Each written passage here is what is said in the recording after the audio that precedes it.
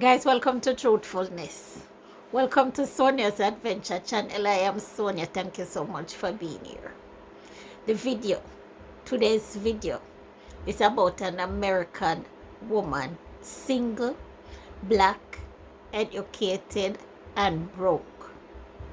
57 years old, and she has decided to come out and tell her story of truthfulness, according to her, about the financial struggles that she's been going through at this time. She says she shares her story so that others can share theirs.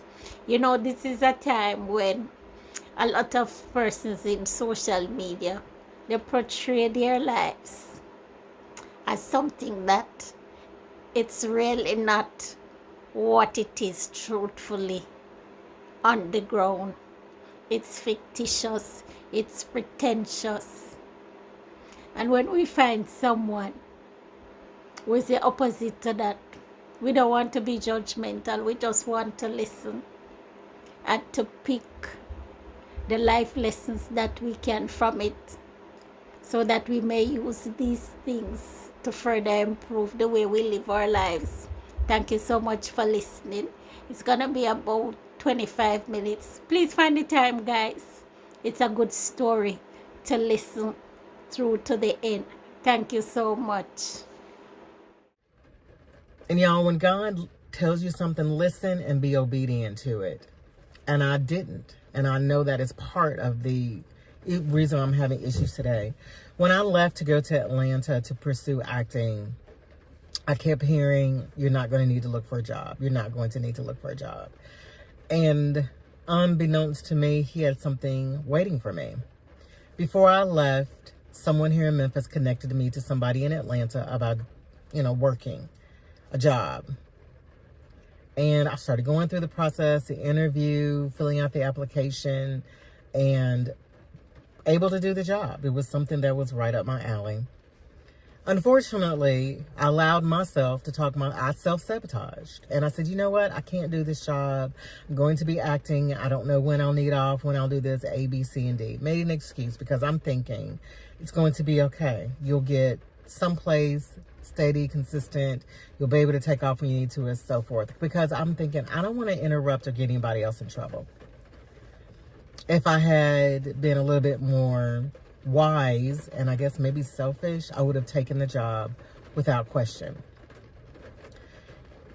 That was in October of 2022, rolling into November. I did not find a job until September of 2022, almost a whole year. I hustled. I drove DoorDash. I did Amazon deliveries. I worked overnight at Walmart. I did everything I could. And I'm sorry, y'all. I did it's called InstaWork. Everything I could. And then I also ended up withdrawing my pension and my retirement because I just didn't have enough money. And this is not how I expected things to go. I really didn't, because I'd always landed on my feet. And this is the first time I had not. So I went and I finally got a job and was working at a company. Had talked to them, told them I do acting. Every now and then I might need some time off. Because, I wasn't doing like big time. I wasn't gone all the time. It was fine. They hired a manager who had a problem with it. And she didn't want to give me any additional opportunities. She had issue with me. And I'm a worker. I'm dependable. Most of the time I was there, and I would look around and I would see other people not showing up for work, leaving early, coming late. And that's not how I work. I'm going to be on time. I'm sorry. I'm going to be on time. I'm going to work my butt off. I'm going to help you. I'm going to support you. I'm going to leave I'll leave at my designated hour if I don't have anything else hanging or, over. I eventually ended up leaving in April because she was riding me. And I was like, I am not going to put up with this. Well, sorry, was checking to see if someone else was there, but I ended up finding another job. I was working Amazon in the warehouse. Did that for a while. I actually enjoyed it. I enjoyed it. And eventually got another job. Okay, that was April. In July, started a new job in July 10th. It was a contract to hire position. So I was getting on my feet and everything. And I felt bad because my goal was, the young lady I was living with, I was only going to be there a year. And I ended up being there the whole time, minus maybe a couple of months, few months. Because what ended up happening, I got my job, I was getting on my feet, I was like, I want my own place. Moved out, and the place I moved into was roach infested. And I thought, okay, maybe this is a fluke. I'm seeing a few. They terminated. It's probably been empty a while. But no. Y'all, I slept in my bedroom, tried to cover the door so they couldn't get in. It didn't matter. They got in. I woke up one morning, and there was some crawling up the wall. And I thought, I can't do this. I had ordered furniture, and I had to cancel that order. I never unpacked, and then I would have to unpack. When I got ready to leave, when I finally was like, I've had enough of Atlanta, nothing's working out, I'm broke, I can't seem to get on my feet, I'm not bouncing back, I was stressed. I thought, I'm going home, and I had been talking to my sister and everything, and I hate it because I felt like I quit too soon and I gave up, but I did not. I felt as if I didn't have a choice. So I talked to my employer, and she said I could work remote if I committed for 2 years. Y'all, when you get ready to make a major decision, talk to God first. Because you can talk to people and they will talk you out of what you ask God for. Because I asked God specifically, if I could have a job, I could work remote, I could stay with this company, and I could move back to Memphis. Well, in my ear, and then even me, so I can't blame it on them because it was my final decision. I decided not to work remote. I regretted that because I'm thinking I'll go back to my old company. That did not happen, and I'm still not there. I've been back since August of 2024, and it is, what month is this? This is February of 2025. I applied for several positions, and I have enough rejection emails from them. If I printed them out, I could wallpaper at least one wall. I am not going back. I don't know what's on my file, but they are not hiring me back, period. So I've had to live with that. Before I left, my boss told me, don't leave, but I left anyway. Much regret. But here I am, February, and I realized, back in August, I moved in with someone, and it was not the ideal situation. I had conversations with this person before, and I should have gone with what I knew. In the beginning, the person didn't want me to move in, and I should not have. Eventually, she opened up her doors to me, and it wasn't horrible, but there were challenges. And there are other things I won't discuss, but there were challenges. But she allowed me, we set our rent. She was very kind about it and everything because I was still looking for a job. So I just tried to make sure I could give her, what we agreed upon every month. And I did. I got here, I DoorDashed. I did anything I could. Mostly was DoorDash to make money so I could try to keep up with my bills. Something happened and I felt it was time for me to move out. I did get a contract position in October, but by that time I was behind on a few things, not severely. Moved out, got my own place, and I am happy about having my own place because ain't nothing like going home and it's quiet. Run through your house, however you want to. So, decorate how you want to, move things around like you want to. You know what I'm saying. Moved in, just felt that, applied for the apartment, applied, moved in, It's a good apartment complex. The rent is not ridiculous. It's decent in my opinion. Still on a contract position, trying to make ends meet. You know, they are waving at each other. Every now and then they shake hands. And I don't know what happened in the last 30 days. And it just seemed like everything, it's as if the bottom is falling out. And I go through this, God, I've done everything I believe you've asked me to do. I do need to have a little bit more joy behind it. I believe I'm where I'm supposed to be. I believe I was supposed to come back to Memphis. I believe I was supposed to go to this place, do this, X, Y, and Z. Why am I struggling? Where is the support? And I keep thinking back. He set everything up, and I feel like I spit in his face, and I'm being punished. But I know that's not how God works. These are the repercussions of my own actions. And I'm not angry at him, but I am angry with myself. And it's been tough. I have one person who I tell everything to. And I know somebody watching this thinks it's them, but it's not. Sorry, I almost went somewhere. Because I realize you cannot share with people even if they're considered a friend. I just got to a point where I was tired of being stuff thrown back in my face, no support. Sometimes I just need people to listen and let me just have my moment and not criticize me for it. But I'm going to leave that over there. Right over there. Okay, so, but I have someone, I consider her sister, a really good friend that I can talk to, I can call. She'll pray with me. She understands the spiritual things I'm going through, as well as the physical and the financial. And I don't feel horrible when I get off the phone, where with so many other people, I feel like crap.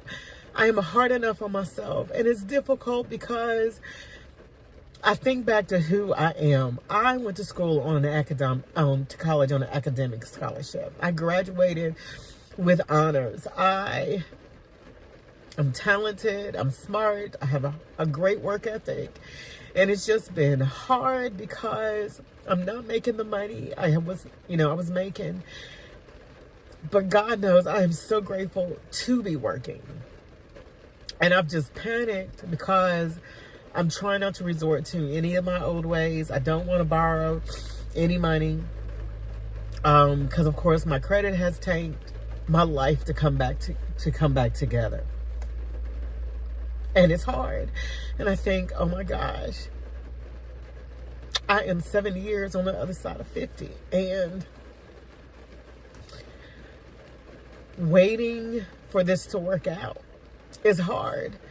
And I don't know what I'm going to do. She kind of laughed at me because I said, you know what? I'm at the point where I want to give away what I can give away, put all my stuff in storage, and live in my car. I don't want to do that. Please, God, that is not what I want. I don't want to do that, but that's what I feel because I feel like that's the only way I'm going to catch up and get back on track. This is hard. This is harder than I thought it would be, and it's the first time in my life I have felt like I don't have an out, that I'm stuck and I can't move, and that is suffocating. And it makes me, in this wide open space, claustrophobic, life claustrophobic, and it's difficult. I love my job. I mean, it's not anything to write home about, but it's peaceful here. I get along with, I get along with the people. My manager here is great. I cannot complain. Everything that has happened are the repercussions of my actions because I chose to chase a dream. And I feel like I did it the wrong way. So here I am. I'm sitting in my car at work. And I said, record the video. Somebody I watch and used to follow, I don't follow anymore. I won't call their person's name. But they were a financial guru, said something. Basically, if you haven't accomplished or gained or whatever, you shouldn't be on YouTube. You shouldn't be talking about your life. You need to wait until, you're all set and you're good and you can go back and talk about how you made it. Y'all, I'm in it. And I'm going to record while I'm in it. And this is hard because this is embarrassing. This is not how I thought my life would be. But there are so many other things I know I have to be grateful for. I'm not, I don't have any, I guess, crazy, I'm not homeless. I'm not homeless. I still have my car, but, I'm just tired of robbing Peter and Paul to pay Andrew, who now wants his money. I know, it's crazy the way I say those things, but I'm tired. I don't want to borrow. I don't want to ask my family for help. Not that they would. Not that they would have an issue with it, but I'm too old. I need this to come together. I need this to work out. I need to know that God is with me and he's working this out. And I just don't realize it yet. And a lot of times I isolate when things are bad. And it's hard because I feel alone. I feel like nobody understands. And when I think about my own situation, I think about people who have children who are trying to make it and they're doing the best they can. I don't know how people do it. And they make less than I do. I'm sorry. They make less than I do. I'm so sorry, y'all. I need a napkin. I'm so sorry. They make less than I do, and they make it. I'm not on any assistance. I can't have any assistance. It's just me. And as far as the government is concerned, I do not have a poverty level. I'm not at a poverty level. But I got on to record this because if I don't, I would not have the courage to do it later. I'm going to try to get on tomorrow. I've got another series I'm doing called No Eating Out. And part of the reason of no eating out was I realized how much money I was wasting. So I am doing and making steps to get my life back in order. And that's where I am. I don't know where you are, what challenges you have financially or wherever else in your life. But and I hate to say it this way because it was like, don't be telling me that. Keep the faith if you are a disciple of Christ. Keep your faith. Know that God is with you. He said in his word, he would never forsake you or abandon you. And I always go back, and then you have to read the whole scripture. It says, I've never seen, I'm going to mess it up. The righteous begging bread. I messed up that scripture. I just ruined it. But just thinking about that, I'm so sorry I'm sniffing, but, I have to remember God is with me. And through this, I have to trust that he is working it out. I don't know his purpose in allowing it because he could so easily put me a check in the mail. I've seen him do it before. I know how God works. I have an experience with him. I have a relationship with him. And he's done miraculous things in my life. This is just a different season for me, for whatever purpose. And the places he has me going, and the church he put me in, and the job he put me in. It is uncomfortable to an extreme point that I have never experienced. And I feel like I can't move. Oh, I didn't finish. But I told my girlfriend I was going to put all my stuff in storage in my car. And I said, if you and your husband happen to see me parked outside, don't worry about it. I'm in my car. I'm sleeping. That's all. I just need to sleep. She started laughing. But that's a joke. I have to joke about it. But I wanted to encourage you. I don't know if there's anybody out there who is at the point I am where you feel stuck, even though you're more than capable of doing. You've done all that you can do. That's what I'm looking for. You've done all that you can do, and you don't know what else you can do. By the way, y'all, it's raining. I'm in the car. I'm sorry. You've done all that you can do, and you don't know what else to do. I don't know what to tell you. I don't want to say hang in there, keep the faith, but I want you to. I am, even though I'm crying and I'm sad and I'm frustrated and I'm angry and working on forgiving myself for the decisions I made. I don't know where you are. If, yours are repercussions of your own choices, forgive yourself. Please forgive yourself. If the Lord leads you in a specific direction, just be obedient. It's tough. But I worried about making this video because I know what people have said about me. And I look in the mirror and I think, they were right. And here I am. But I have to trust that God has a bigger plan. I just have to trust. And you have to trust that there's something bigger going on in the background. So whatever your thoughts are, I'm going to ask you, don't harm yourself. Don't talk bad to yourself. Encourage yourself. I hope that by me sharing my present story, my current story, nope, this is not a story in the past. This is right now as I sit in my car at my job, what is going on in my life. I am 57 years old and I am broke.